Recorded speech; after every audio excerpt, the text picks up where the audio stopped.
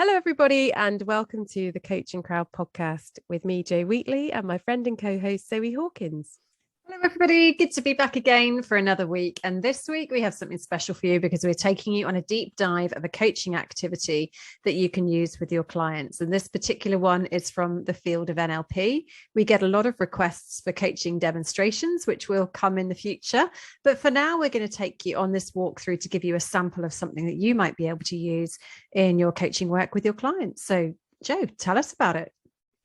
So the semi-structure for a conversation that we're going to share with you today is what we call logical levels, and it's the logical levels of change. So it's a great activity to introduce to a client to check their alignment of the goal that they have. So alignment around their identity, how it relates to their higher purpose, their values.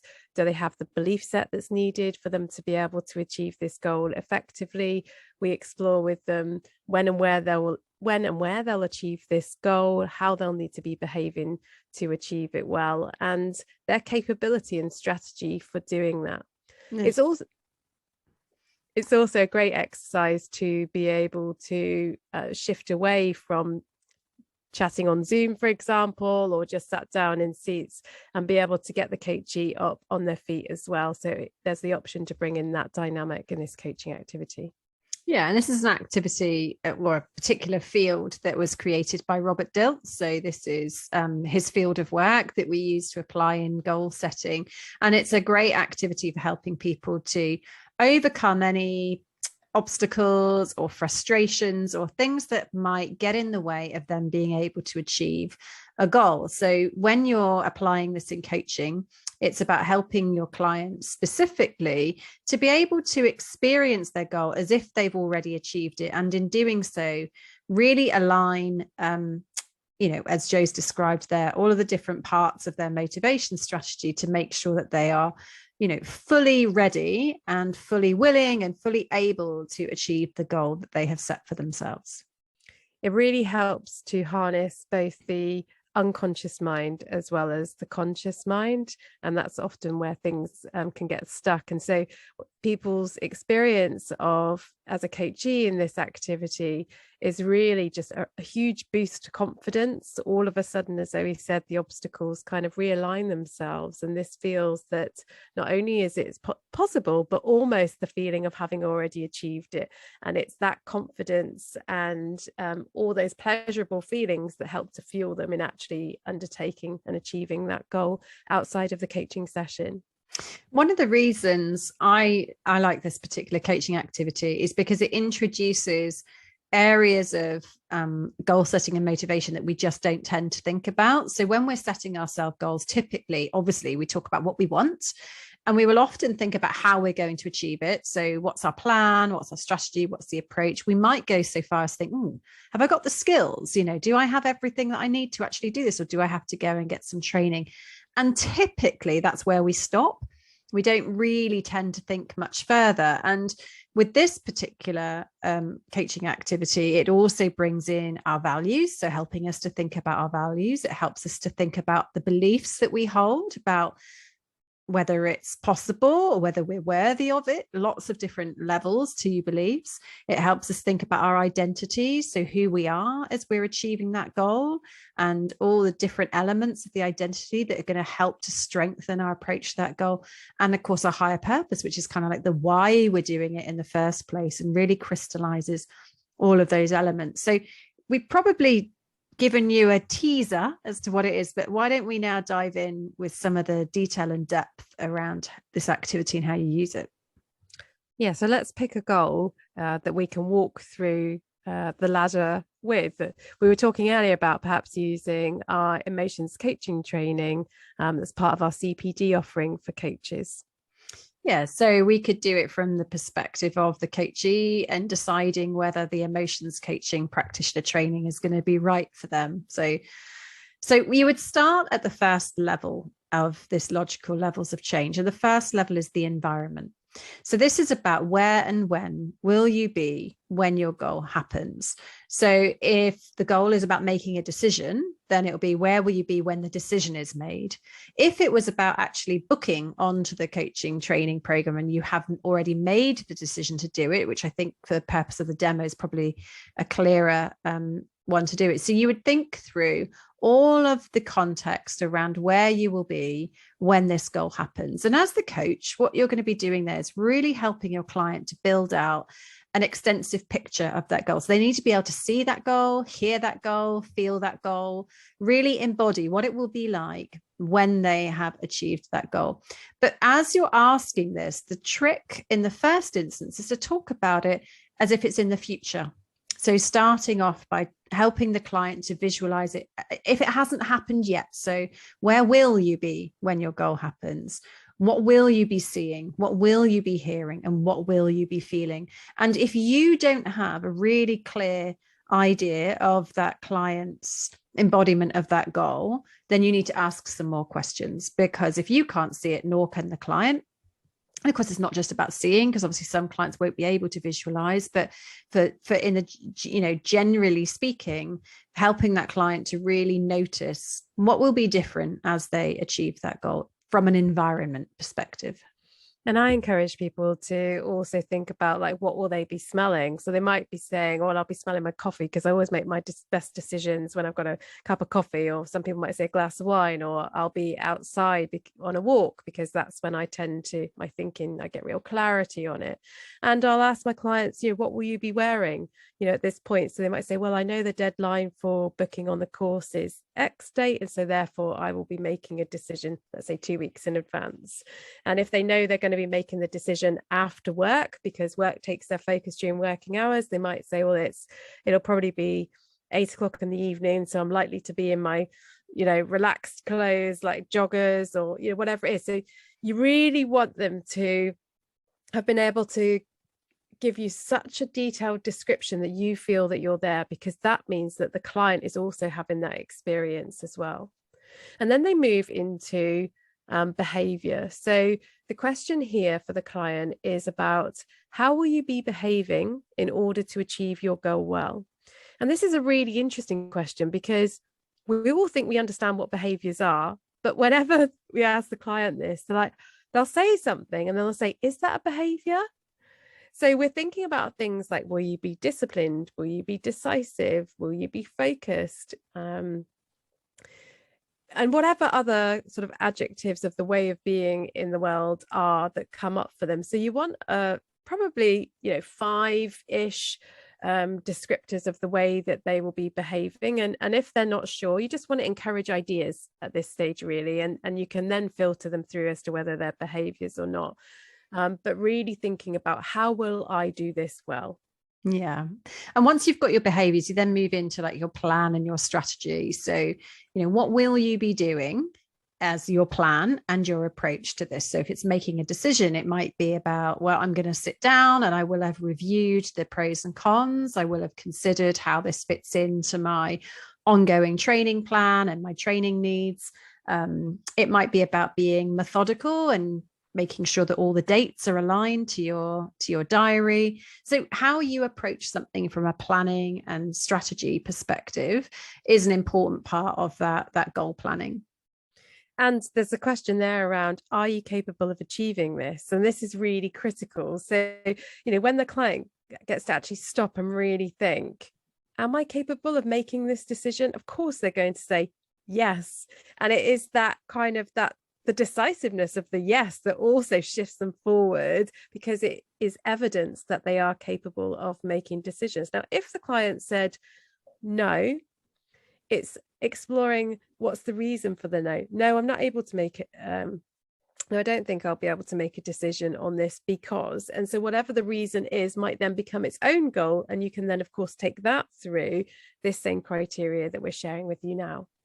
And that, as we said, is typically where goal setting ends. And you can probably hear that in the work that we've done. But the next level is about your values.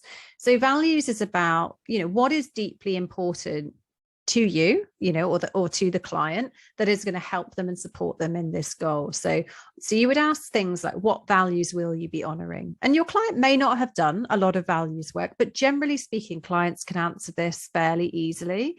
So, what will you be honoring as you do this goal? Well, I will be honoring my passion for learning. I'll be honoring my passion for growing and being at the cutting edge of my profession. It might be about honoring freedom. So freedom to be able to do the things that excite you and do the things that enjoy you. So there's no need to really probe into any of the answers that the client gives. It's really just about helping the client to take some time to connect into their values and notice, how does this goal actually align to the things that are deeply important to me? And then we move into beliefs. So what will you be what will you be believing in order to achieve this goal well? So they might say things, they'll often ask you actually the question of believing about myself, or believing about the situation, or believing about others. So they might say things like, I will be believing that this is worth my investment of time and money. They might say, I will be believing that this will help me to stand out in the niche that I'm in. They might say, I'll be believing that this course is the best in the market. So, they can have beliefs that relate to different aspects of it, but it really starts to get into the depths of their motivation and the mindset that they'll need to be in order to achieve this goal well. Yeah. And I think it's worth there asking about beliefs that they'll hold about themselves. So what will you be believing about yourself as you achieve this goal? I'll be believing that I am decisive. I'll be believing that I am worth it. So, and because that really helps to kind of boost the motivation. And once you've kind of covered beliefs, you'll move up into the next level, which is about identity. And this one may sound strange for people who aren't familiar with this aspect of coaching, but the question you'd ask here is, who will you be as you're achieving your goal? And that kind of piece around who will you be is around noticing that we all have a number of different identities. So we might have an identity in our profession, we might have our identity as a parent, as a friend, as a sibling. We have lots of identities. Which are the ones that are going to help and resource you as you do this goal? So your client might answer, well, I will be me, is usually a typical one that comes out. I will be decisive me. I will be confident me. I will be resourceful me, so overcoming the different obstacles they might face. So you can help, you might want to share a couple of examples of different identities, perhaps that you've seen in your client come through in the coaching so far, or anything just to kind of loosen them up and get them thinking about this particular aspect. They might even say, I will be award-winning coach me. So it can be an identity that is kind of in there somewhere. Maybe they've never dared to say it out loud, or maybe it's something just new that pops into their mind. And when Zoe and I demoed this years ago, I remember saying, it was an answer to me doing a CPD thing. Now I think about it. And I said, I will be entrepreneur me. I had no idea where that came from, but it felt good. And it's just that it's the harnessing of those other identities and realizing we have more than one identity at any point in time that we can access as well. And then we get to the top bit, don't we? We do. We reached the higher purpose. And this I think is a really playful space. Like, not many clients will have fully understood, realized, come into contact with what their higher purpose is.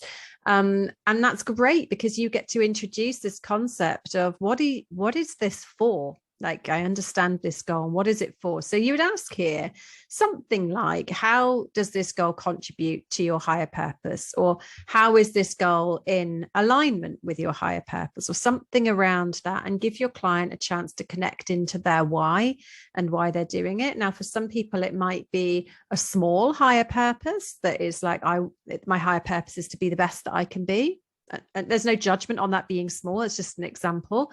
And others, it might be, my higher purpose is to change the world. And this is one step that I can take in order to, bring more compassion into the conversations that I hold in my everyday life. So, it can be absolutely anything. But again, it's creating space for the client to be able to connect in and just see where they're at with their higher purpose in connection to this goal.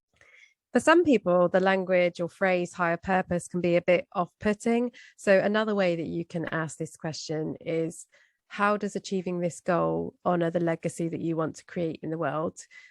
So you'll know some stuff about how your client processes the world by the time you facilitate an activity like this, and you can lean into what your understanding is of the language that they use around these types of things. And if the question that you ask first of all doesn't really land, you can explain what that means, or you can choose to ask that question in another way.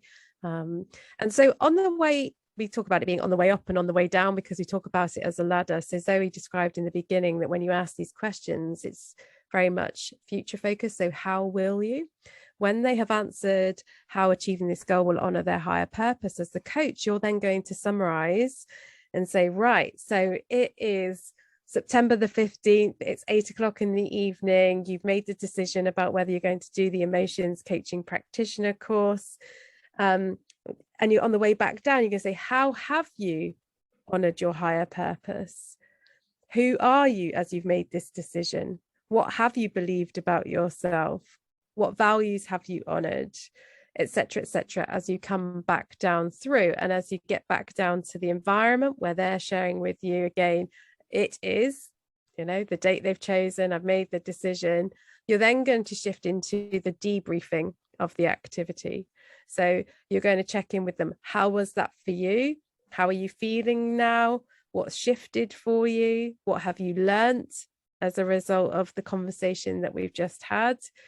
What new awareness do you have? All of the usual kind of debriefing questions that you might ask. And, that's where they might be sharing a whole load of new information. And for some people that are real reflectors, they might find those questions hard. For other people, they'll find them easy and they'll roll off their tongue. So the same as any conversation we have in coaching, some clients are going to come back to the next coaching session, and as you check in with them around what were your reflections from the activity we did last time, they'll have lots and lots of insights that they will share with you at that stage that perhaps they weren't able to access at that particular point.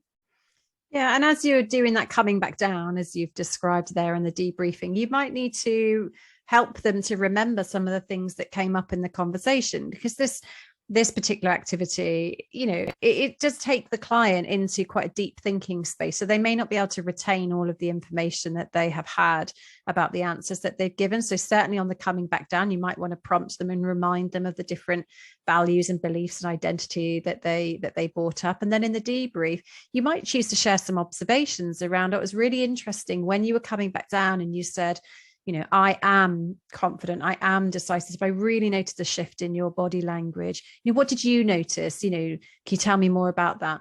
So, you're in it with your client to help them to get the most of this activity. And, if your client gets to the end and they're like, yeah, it was fine. What we say about these particular coaching activities, or any of the coaching activities really, is, different clients will respond to different things. It doesn't mean that it wasn't helpful and it wasn't, transformational for them. It's just data. So if the client comes out raving about it, then maybe we can do some more of these types of activities. And if the client comes out and they're like, yeah, it was okay, but it wasn't the most powerful of activities, then change it up and do something a bit different in your next coaching session.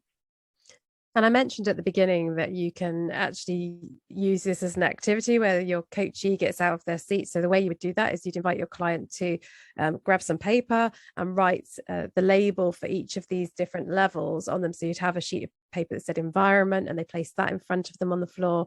Then they'd write behaviors on a sheet of paper, place that ahead of the environment, and so on. So they're standing at the foot of that ladder of those pieces. As you ask each of the questions, you will have invited them to go into the environment. They'll be stood on that sheet of paper and you'll be asking the question about that. And then when they're ready to move on, you invite them to move into behavior and so on. So that's a way that you can make this a more kinesthetic experience for your coachee. And that takes me back, Jo, to when we were doing this with undergraduates at the University of Birmingham, where we had I don't know, we must have had 100 learners in the room, and we were doing these coaching activities, and many of them experienced it as hugely powerful. So it's a really, it may not sound simple as you're listening to this on the podcast, but if you listen back and take notes, it's a really simple coaching activity that can help people to really clarify their goals and get a sense of what life will be like for them when that they've achieved it. So do experiment with it, take your own version of this particular activity and embed it into your coaching sessions, and come and share in the coaching crowd your experience of it. And if you've enjoyed listening to our walkthrough of a coaching activity today and you think, oh, I'd love more of this, we've got lots of different demos on our In Good Company with Joe Wheatley and Zoe Hawkins YouTube channel. So you're welcome to hop over there and have a little look around, and then come back and join us for next week's podcast.